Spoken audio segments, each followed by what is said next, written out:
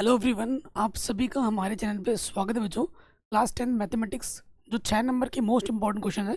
UP board में तो ये 6 नंबर में आते हैं, लेकिन बाकी हिंदी मीडियम में ये 4 नंबर 5 नंबर में पूछे जाते हैं। क्वेश्चन क्या बोल रहा है? 50 मीटर ऊंची मीनार की चोटी से एक खंबे के ऊपरी सिरे और आधार के जो अवनमन कोण है। अवनमन क्या होता है प्यारे भाइयों? जब हम ऊपर से नीचे देखते हैं तो वो अवनमन कोण बनता है। इससे ये आइडिया लग रहा है कि जो 50 मीटर ऊंचा मीनार है वो बड़ा है, तभी जब हम ऊपर से हम नीचे देख रहे हैं तो जो हमारी खंबा है वो छोटा है। छोटा है तभी तो हम अवनमन कोण बन रहा है, ऐसे नीचे देख पा रहे हैं। ठीक है, ये प्रश्न पढ़ के आपको आइडिया लगेगा। तो हमारे पास क्या है प्यारे बच्चों? 50 मीटर ऊंचा, हमारे पास एक 50 मीटर, 50 मीटर, 50 मीटर ऊंची मीनार की चोटी से। मीनार की चोटी हमारी यहाँ पर है, यह है मीनार की चोटी। ठीक है, हमारे पास एक खंबा है, ये मान लेते हैं कि खंबा है, और दूर हो जा रहा है ना, ये मान लेते हैं कि खंबा है। ठीक है, ये हमारा क्या है? खंबा है।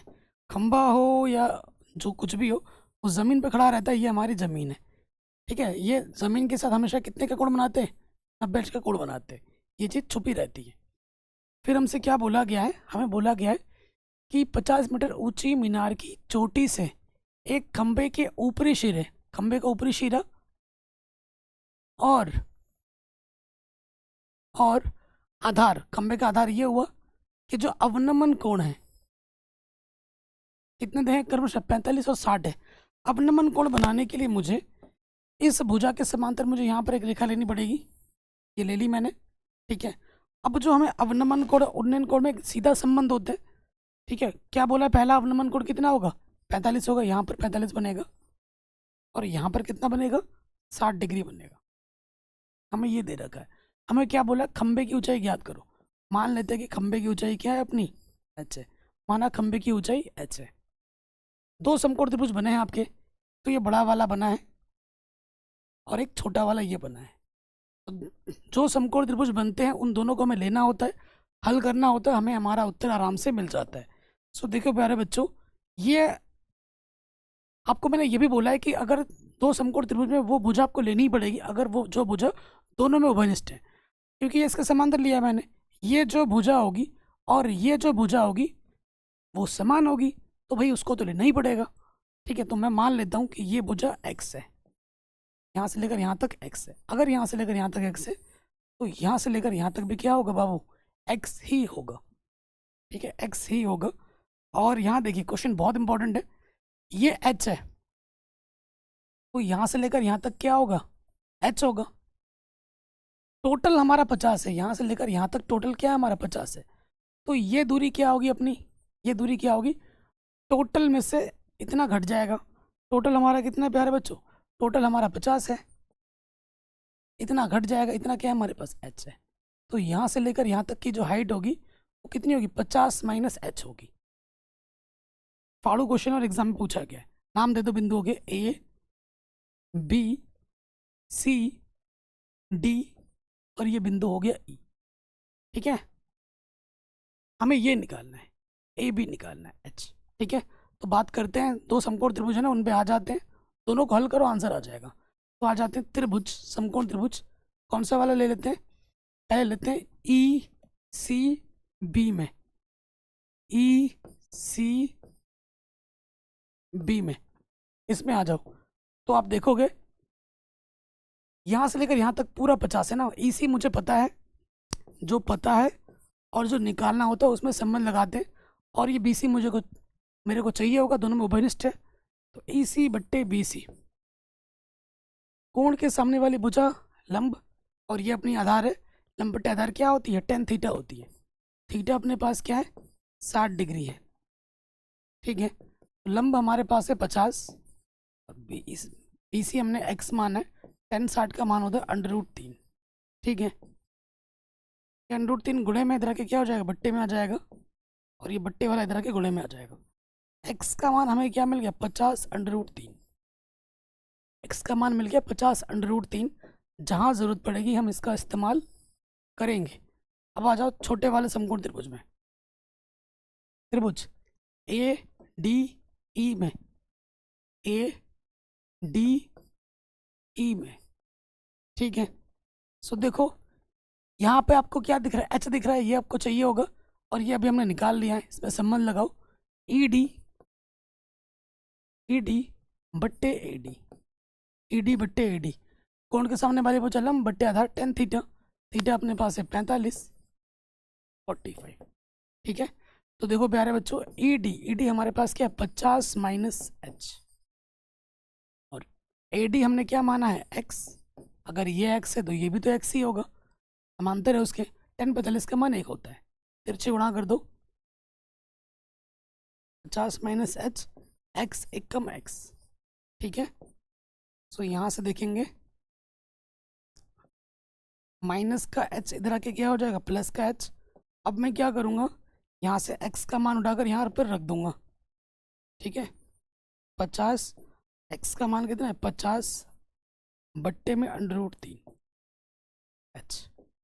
ठीक है, बहुत ही ज़बरदस्त क्वेश्चन है। अब देखिए क्या करेंगे, ये मैंने, हमको क्या करना है, एच का मान निकालना है, तो ये प्लस का इधर के क्या हो जाएगा माइनस का हो जाएगा, तो इसके बट्टे में कुछ नहीं तो एक ले लेंगे, आ जाएगा लॉस ऑफ √3 एक कम √3। ठीक है ना, इसकी गुणा इसके साथ, तो ये हो जाएगा 50 √3 माइनस 50 एक कम 50। ठीक है, अगर आप ऊपर से ध्यान से देखेंगे 50 अपना उभयनिष्ठ है, 50 बाहर निकालोगे √3 बचा, 50 एक कम 50, √3, अंडर कभी नीचे नहीं छोड़ते, √3 से ऊपर नीचे कर दो गुणा। ठीक है, तो यह आ जाएगा √3 गुणा √3 सिर्फ 3, 50 बट्टे 3, √3 माइनस 1, ये हमें हमारा मिलेगा ऊंचाई, आंसर। किसकी ऊंचाई, खंबे की ऊंचाई। बहुत ही तगड़ा क्वेश्चन है और एग्जाम में काफ़ी बार पूछा गया है। ठीक है, और हटके क्वेश्चन इंपॉर्टेंट है। अगले प्रश्न में आ जाते हैं, कह रहे उस एपी के प्रथम 51 पदों का योगफल ज्ञात कीजिए जिसके दूसरे और तीसरे पद क्रमशः इतने और इतने। बहुत ही हल्का क्वेश्चन है, तो मान लेंगे, माना एपी का प्रथम पद, माना एपी का जो प्रथम पद है वो ए है और जो सार्वंतर है डी है। ठीक है, ए और डी हमें पता नहीं है, हमको दे रखा है, हमें क्या दे रखा है प्यारे बच्चों, दूसरा और तीसरा पद दे रखा है।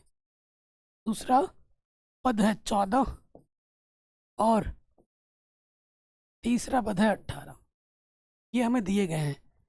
अब देखो मेरे भाई, दूसरा है एक कम कर देंगे, दो में से एक आता है, A2 का मतलब A प्लस 1D 14 है, और 3 में से कम करेंगे तो 2, यानी कि A प्लस 2D, ये हमारा 18 है।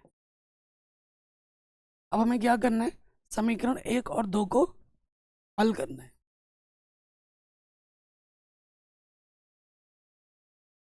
समीकरण 1 तथा 2 से हल करते हैं, तो ये अपना हो जाएगा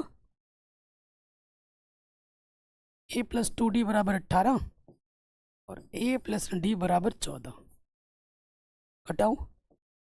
सो देखिए समान चिन्ह है, समान चिन्ह में हम घटाते हैं, घटाने पर नीचे वाला चिन्ह बदलता है, प्लस का माइनस का घटा, 2 में से 1 कम करेंगे 1D, 18 में 14 घटाएंगे 4D, D का मान 4 आ गया। D का मान इसमें रखो या इसमें रखो, किसी भी एक समीकरण में रख दो, पहले वाले में रख देते हैं। पहला वाला है अपने पास A प्लस D बराबर 14, D का मान है 4, प्लस का 4 इधर आके हो जाएगा माइनस का 4, A का मान आ गया 10। A भी पता चल गया, D भी पता चल गया। अब हमें क्या बोला, 51 पदों का योगफल निकालो, बड़े आराम से निकाल देंगे। यहाँ लिखेंगे, यहाँ लिखेंगे अतः 51 पदों का योगफल है ना, एन हमारे पास कितना है 51 है, SN बराबर क्या होता है n/2 2a plus n minus one गुणा टी, यही होता है। तो n हमारे पास कितना है, 51 है, 2a। ए हमारे पास कितना है, 10 है, n हमारे पास 51 है माइनस वन, और डी हमारे पास 4 है। 51/2, 10 दूनी 20, 50 आ जाएगा, 50 चौके 200,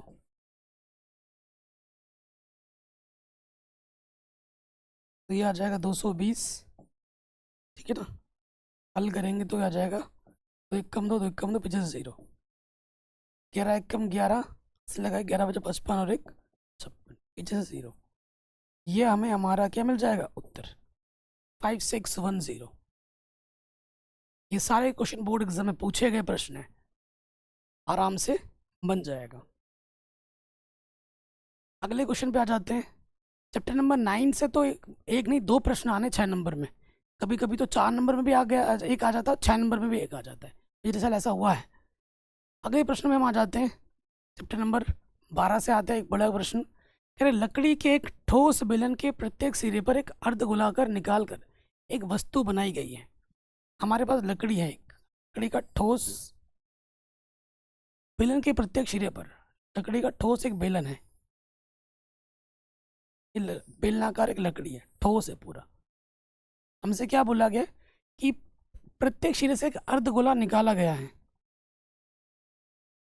ठीक है, कह रहे हैं अगर बेलन की ऊंचाई 10 सेंटीमीटर है, बेलन की ऊंचाई 10 सेंटीमीटर है और आधार की त्रिज्या 3.5, ये जो त्रिज्या है यहाँ से लेकर यहाँ तक वो कितनी है, 3.5 सेंटीमीटर है।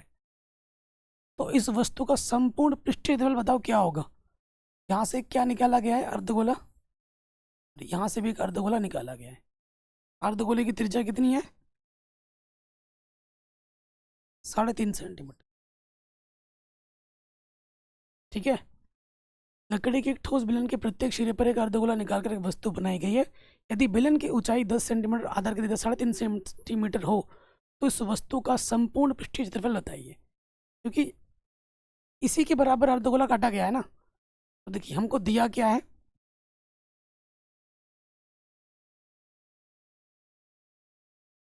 हमको दे रखा है, यहाँ लिखेंगे बेलन की ऊंचाई, बेलन की ऊंचाई h बराबर हमारे पास है 10 सेंटीमीटर। फिर हमारे पास क्या है, बेलन व अर्धगोले की त्रिज्या,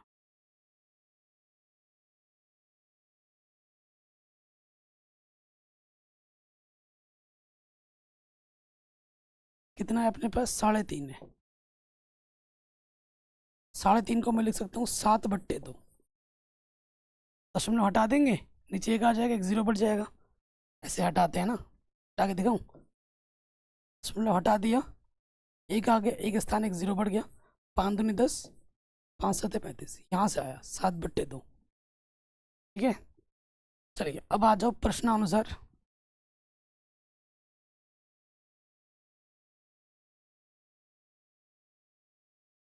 प्रश्नानुसार ठोस का पृष्ठीय क्षेत्रफल,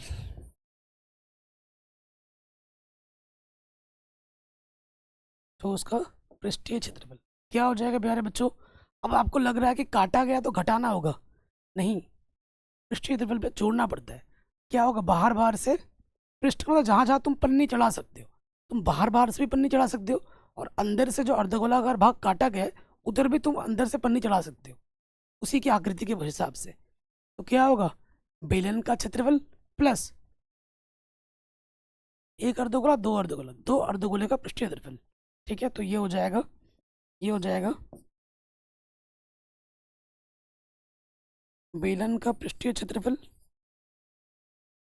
प्लस दो अर्धगोले का पृष्ठीय क्षेत्रफल।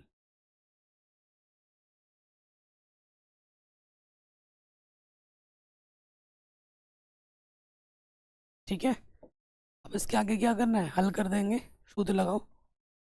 बेलन का पृष्ठीय क्षेत्रफल का सूत्र क्या होता है, 2πRh, और अर्धगोले का होता है 2πr²। क्या उभयनिष्ठ है? कम से कम 2 पाई आर उभयनिष्ठ है दोनों में से। यहाँ से एच बचेगा, 2 एक बाहर आ गया, एक 2 बचेगा, पाई बाहर है, आर स्क्वायर एक आर बाहर है। अब हम मान रखेंगे 2 पाई का मान 22/7, त्रिज्या हमारी है 7/2, एच हमारे पास है 10, त्रिज्या हमारे पास है 7/2। कुछ कट रहा है क्या? 7 से 7 कटा, 2 से 2 कटा, 2 से 2 कटा, यहाँ से 22 बचा और 10 और 7 17, 17 दूनी 34 से लगा 3, 17 दूनी 34 और 3 37, 374 सेंटीमीटर स्क्वायर। ये हमें हमारा क्या मिल जाएगा? उत्तर। कोई भी डाउट हो, दिक्कत हो, दुविधा हो, आप एक बार दोबारा देख सकते हैं। अगले प्रश्न पे आ जाते हैं। 6 नंबर में ये हर साल रिपीट मोड में पूछा जा रहा है। पिछले साल भी आया था, उससे पिछले साल भी आया था और इस साल भी जरूर आएगा। कह रहे 15 सेंटीमीटर त्रिज्या वाले वृत्त की कोई जीवा केंद्र पर 60 डिग्री का कोण अंतरित करती है। लघु और दीर्घ वृत्तखंडों के क्षेत्रफल ज्ञात कीजिए। पाई का मान इतना लेना है, √3 का मान इतना लेना है। आपको चित्र बना के दिखाता हूँ। वृत्तखंड बोला है, ध्यान रखिएगा। ये हमारे पास एक वृत्त है, ठीक है। हमसे क्या बोला गया है? 15 सेंटीमीटर त्रिज्या वाले वृत्त की कोई जीवा, हमारे पास कोई जीवा है, मान लेते हैं ये जीवा है, ये हमारे पास केंद्र है, त्रिज्या 15 सेंटीमीटर वाले, कोण जो हमें दे रखा है कितना दे रखा है? 60 डिग्री दे रखा है, ठीक। और त्रिज्या में दे रखी है 15 सेंटीमीटर, ठीक है। तो हमें क्या निकालना है? लघु और दीर्घ वृत्तखंड। लघु वाला ये हो गया, ये निकालना है और दीर्घ निकालना है, ठीक। सबसे पहले जो दिया है वो लिख लेंगे।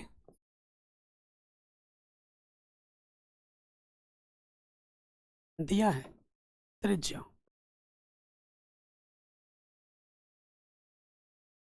त्रिज्या आर अपने को दे रखा है कितना? 15 सेंटीमीटर। कोण हमें क्या दे रखा है? कोण थीटा बराबर दे रखा है 60 डिग्री, ठीक। सबसे पहले वाले पार्ट पे आ जाओ। हमें निकालना लघु वृत्तखंड।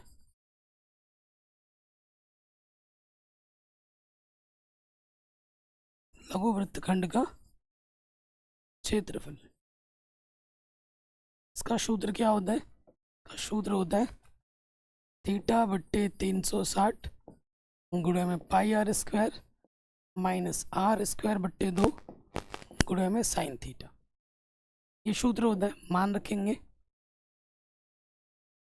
थीटा 60 डिग्री है, बट्टे में 360, पाई का मान रखना 3.14, त्रिज्या हमारा है 15 × 15, फिर 15 × 15 r² बट्टे में 2 है, थीटा हमारे पास 60 डिग्री है।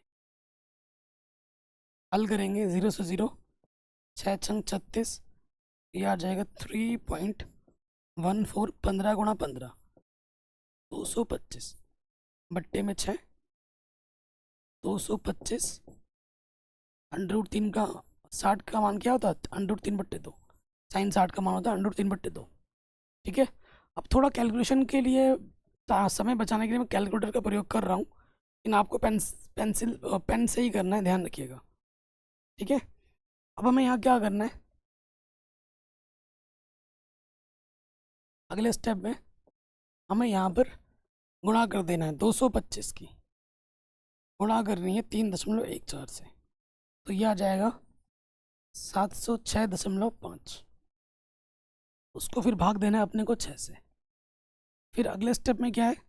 225 √3 का मान है 1.73 रख दिया, नीचे गुणा करेंगे 2 दूनी 4 आ जाएगा। 706.5 को भागा देना है 6 से तो ये बचेगा 117.75। फिर 225 को गुणा करेंगे 1.73 से, तो ये आ जाएगा 389.25। फिर हमें इसको भाग देना है 4 से, ठीक है। 389.25 डिवाइडेड बाई 4, तो देखिए यहाँ पर 117.75, 4 से भाग देंगे, ये आ जाएगा 97.3125। अब आपको घटाना है 117.75 में से 97.3125 घटा देना है।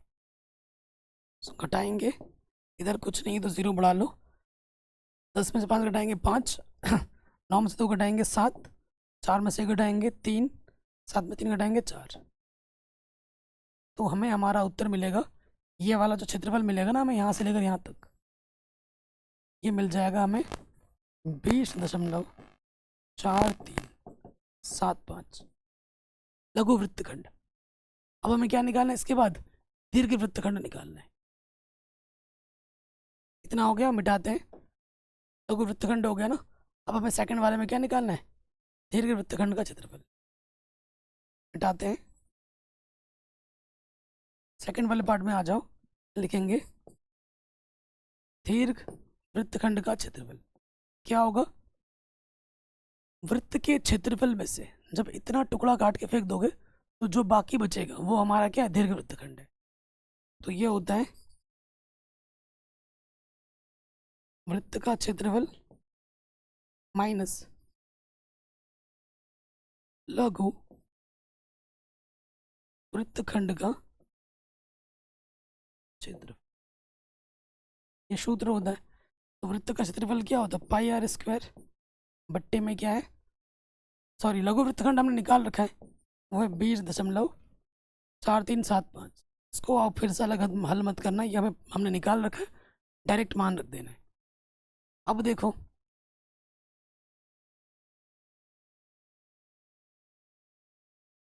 पाई का मान 3.14, त्रिज्या हमारी है 15, ठीक है। सो 3.14 को गुणा करेंगे 225 से, तो हमें कितना मिलेगा? हमें कितना मिलेगा? 3.14 को जब आप 25 से गुणा करोगे ना तो आपको मिलेगा 706.5, और उसमें से मुझे घटा देना है 20.4375, 4375 है यहाँ पर,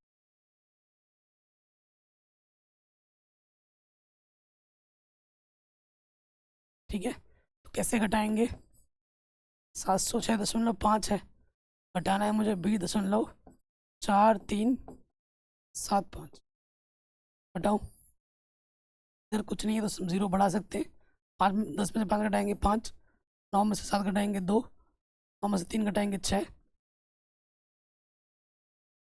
10 में 2 घटाएंगे 8, 686.0625 सेंटीमीटर स्क्वायर। ये हमें मिल जाएगा दीर्घ वृत्तखंड का क्षेत्रफल। बहुत ही इंपॉर्टेंट है और बहुत ही आसान है, हर साल आता है और इस साल भी आएगा। अगला प्रश्न जो कि बहुत ही आसान है और इम्पोर्टेंट है, हर साल आता है, दो क्रमागत धनात्मक पूर्णांक ज्ञात कीजिए जिनके वर्गों का योग 365 हो, ठीक है। तो देखो, माना क्रमागत बोला है ना, क्रमागत का मतलब क्या होता है? एक के बाद एक, दो के बाद तीन आता है, कैसे? एक जोड़ने पर। चार के बाद पांच आता है, कैसे? एक जोड़ने पर। माना क्रमागत संख्या है, क्रमागत पूर्णांक हमने मान लिया। अगर पहली x है, दूसरी क्या होगी? x+1 होगी। फिर आ जाते हैं प्रश्नानुसार।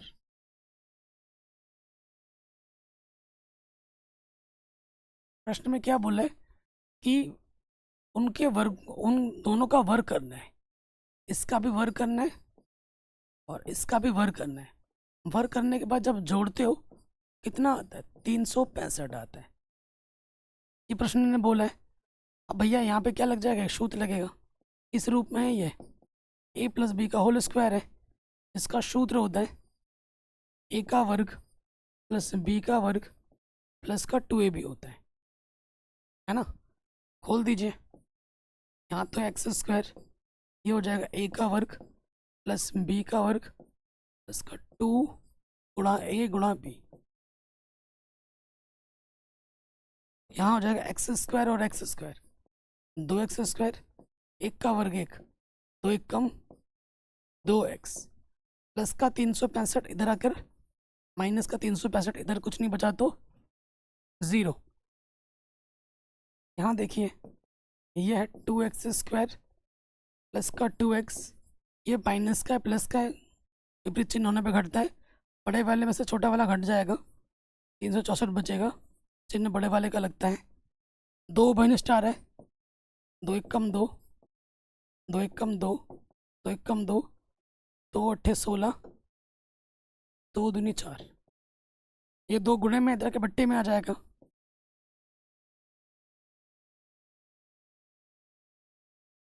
किसी के बट्टे में भी जीरो के बट्टे कुछ भी हो, क्या होता है, 0 होता है।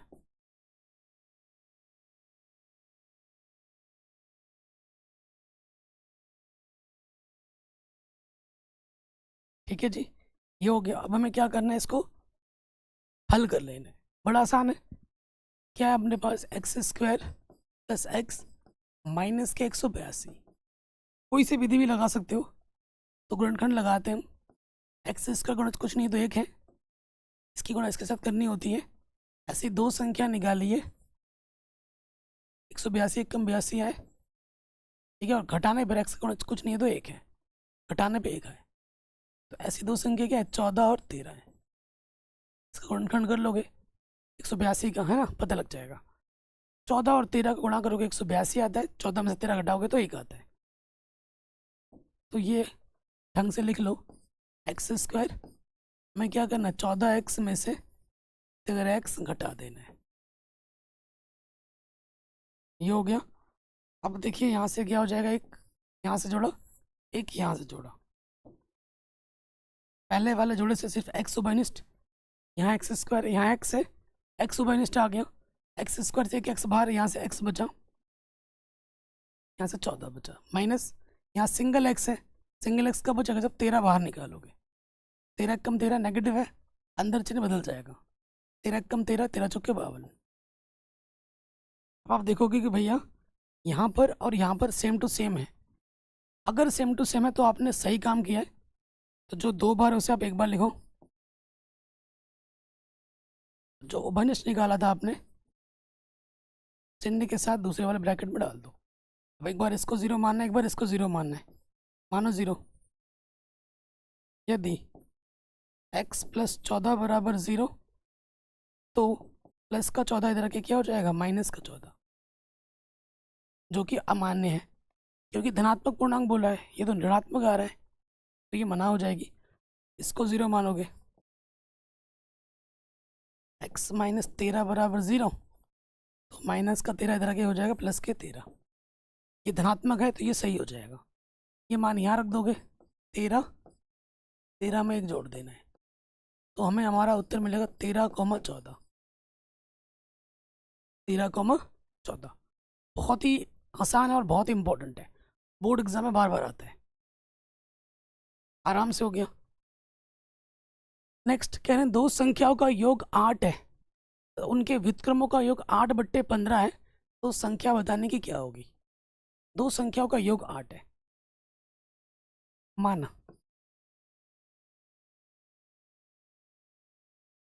संख्याएं क्या है अपने पास, एक x है और दूसरी y है। प्रथम शर्त में आ जाओ।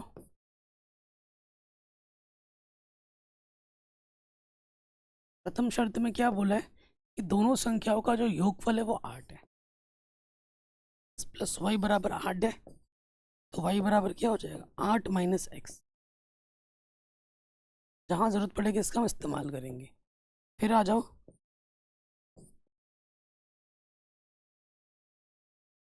द्वितीय शर्तानुसार।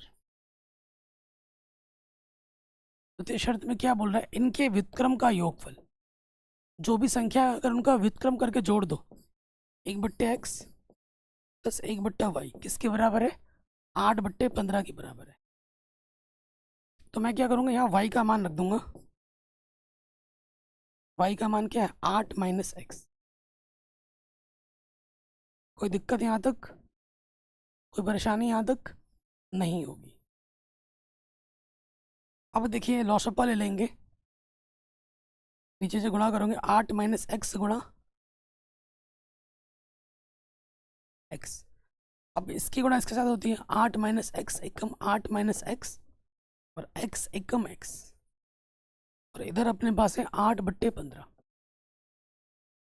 ठीक है, प्लस का एक्स माइनस का एक्स कटा, यहाँ आ गया 8 में गुणा कर देंगे 8x माइनस एक्स गुणा एक्स एक्स स्क्वायर।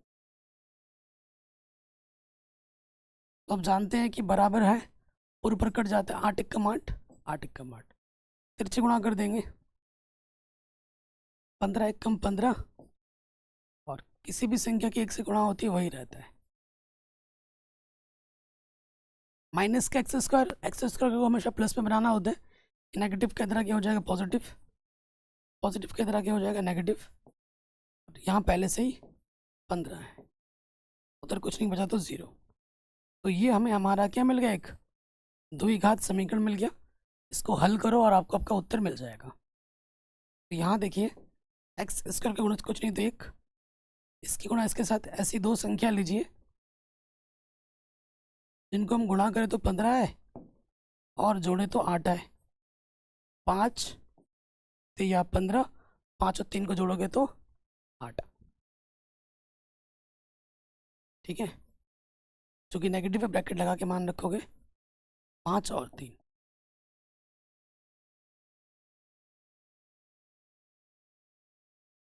माइनस से अंदर गुणा कर लोगे, माइनस के 5x माइनस प्लस माइनस।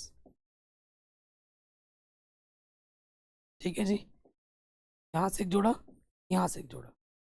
अब देखिए पहले जोड़े से क्या आ जाएगा उभयनिष्ठ, x,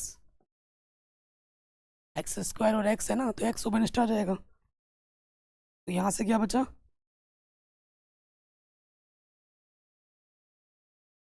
एक सेकंड, यहाँ से मिट कैसे गया, यहाँ से बचेगा x, तो यहाँ से आ जाएगा x बचेगा और यहाँ से 5 बचा। यहाँ से माइनस का 3 उभयनिष्ठ है, x बचा, माइनस बाहर है, अंदर का चिन्ह बदल जाएगा, 3 बचा 15। ठीक है, दो स्थितियाँ आ जाएंगी, ये चीज़ समान है। सही किया आपने, जो 2 बार है उसे आप 1 बार लिखोगे, जो उभयनिष्ठ निकाला है उसे दूसरे वाले ब्रैकेट में डाल दोगे। एक बार इसको 0, एक बार इसको 0 मानना है। यदि x माइनस 5 बराबर 0, तो माइनस का 5 इधर क्या हो जाएगा प्लस। यदि x माइनस 3 बराबर 0, तो माइनस का 3 इधर क्या हो जाएगा प्लस का 3। केस बना लोगे। पहला केस, यदि x बराबर 5, तो y बराबर क्या है अपने पास 8 माइनस एक्स, एक्स का मान 5 रख दोगे, आंसर 3 आ जाएगा। अगर पहली संख्या 5 होगी तो दूसरी 3 होगी। दूसरा केस क्या है कि यदि x बराबर 3 होगा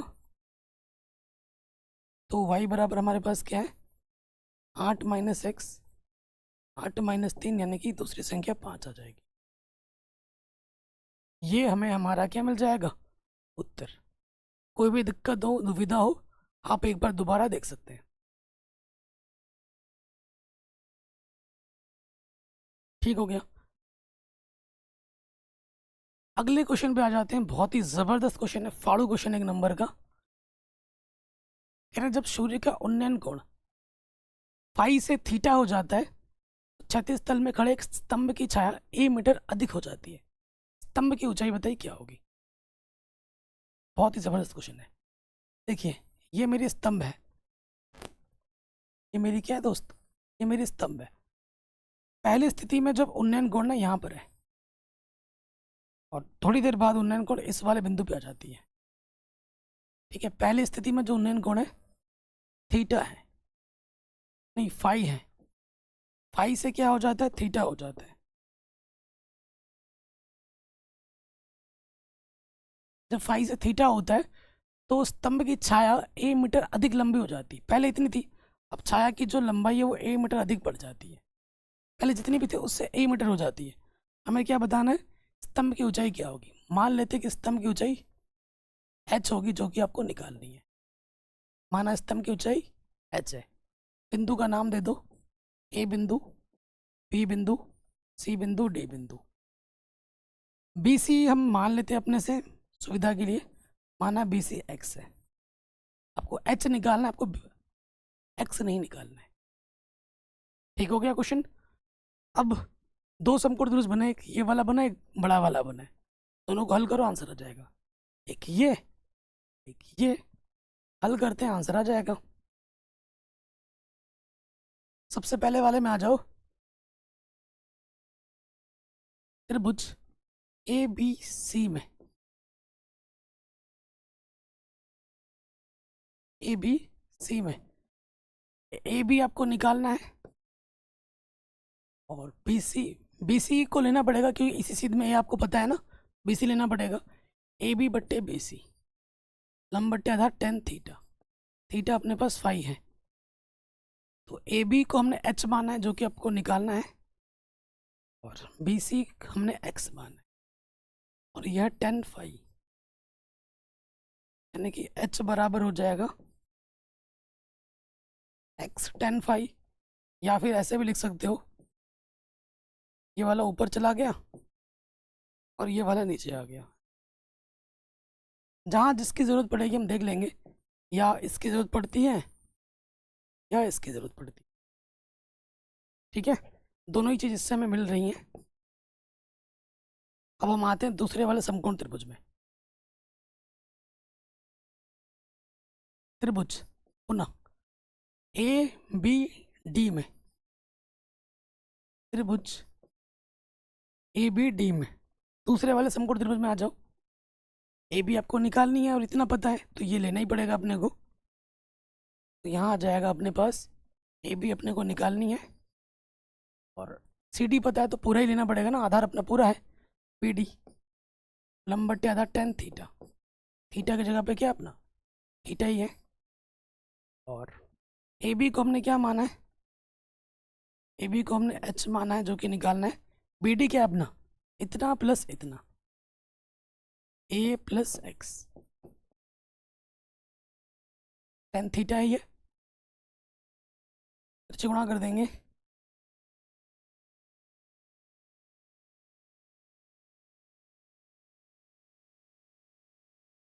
ठीक है, ये हो गया, लाइट चली गई अपनी। हाँ, सो देखिए यहाँ से क्या हो जाएगा। अब अपने को क्या करना है, अपने को अब x का मान रखना है। x का मान क्या है अपने पास, h 10 5 है, गुणे में क्या है 10 थीटा है। सो देखिए इसको मैं कैसे लिख सकता हूँ,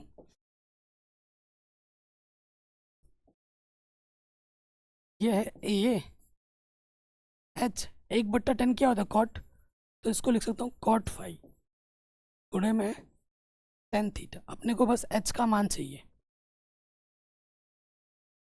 10 थीटा से अंदर गुणा कर दो, तो ये हो जाएगा ए 10 थीटा प्लस h कॉट 5 गुणे 10 थीटा। h को एक तरफ ले आओ, ये प्लस का इधर आके क्या हो जाएगा माइनस का,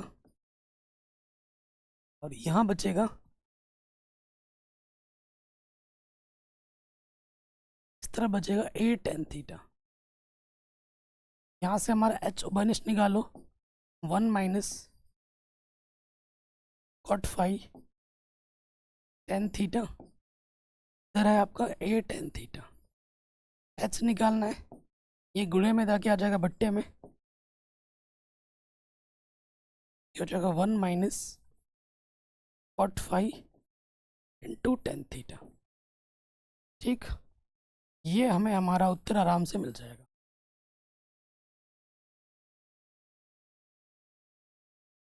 कहीं पे भी डाउट हो, कहीं पे भी दिक्कत हो, आप एक बार प्रश्न को दोबारा देख सकते हैं।